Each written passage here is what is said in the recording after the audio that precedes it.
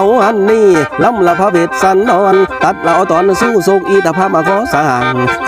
งพระเวทบางย่อให้ปัดใจตัวใหญ่ห้ามคอเข้าป่าไม่เดินดันละดงมาสาบ่เบิ่งกะลิงแหลงหลายปีหอนเฮงลมนั่นแล้ว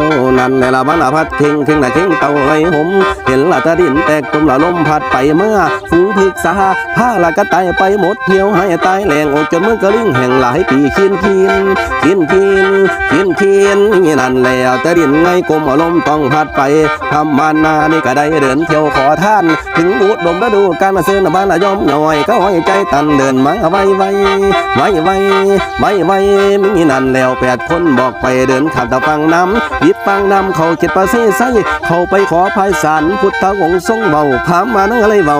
ย่อปะก่อนแล้วก็ว่าซาแล้ว